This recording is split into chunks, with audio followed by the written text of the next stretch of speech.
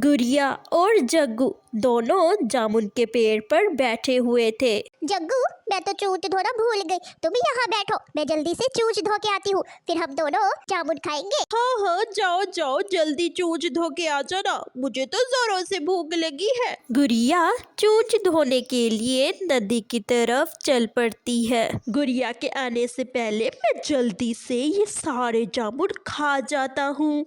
जग्गू जामुन को तोड़े बगैर ही जल्दी जल्दी से सारे जामुन अपने पेट में फेंकने लगता है। दूसरी तरफ गुड़िया भी अपनी चोंच अच्छी तरह पानी से साफ कर लेती है। अब मेरी चोंच साफ है, अब मैं जाकर मीठे मीठे और रसीले जामुन खाऊंगी।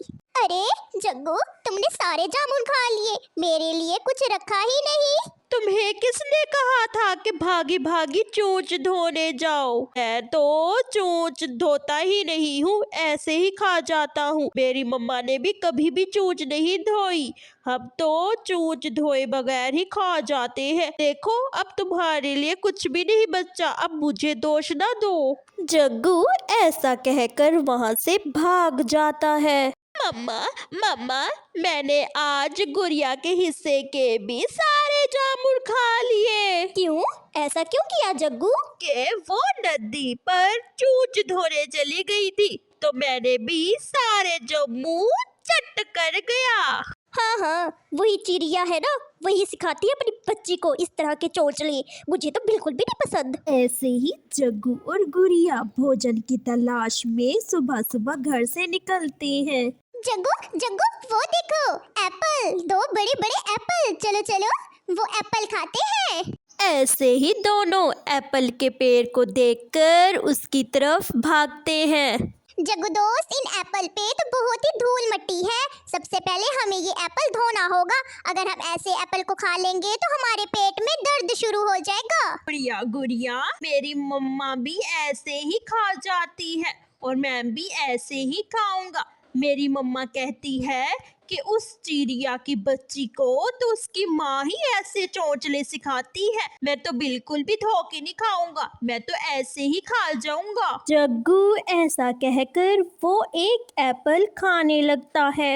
मैं तो अपना एप्पल नदी में धोकर ही खाऊंगी। गुड़िया अपना एप्पल नदी के पास ले जाती है। गुड़िया अपना एप्पल नदी के पानी से अच्छी तरह धोकर फिर अपना एप्पल खाती है। ऐसे ही दिन गुजरते जाते हैं। ऐसे ही अब तो जग्गू की आदत बन गई थी, क्योंकि कभी भी जग्गू की माँ ने जग्गू को कभी भी चीजें धोने का नहीं कहा था। जग्गू अमरूद के पेड़ पे बैठा अमरूद खा रहा था। दूर से चिड़िया देखकर जग्गू के पास आती है। रुको रुको जग्गू बेटा, अमरूद मत खाना, ये पेड़ किसान का है और किसान ने कल ही जहरीली स्प्रे की है। अगर तुमने अमरूद खा लिया तो तुम्हें कुछ भी हो सकता है। बेटा मत खाओ। बेटा अमरूद के पेड़ को छोड़ दो और मेरे साथ चलो, हम दोनों दाना ढूंढकर अपना पेट भर लेंगे। नहीं नहीं, मैं बच्चा हूँ लेकिन मेरा दिमाग भी बड़ों वाला है।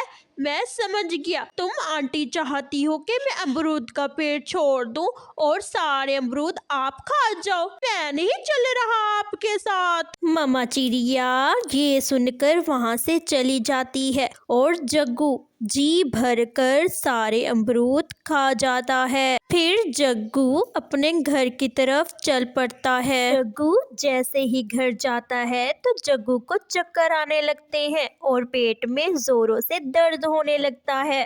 मम्मा मम्मा, मेरे पेट में बहुत दर्द हो रहा है और मेरा सर भी चकरा रहा है।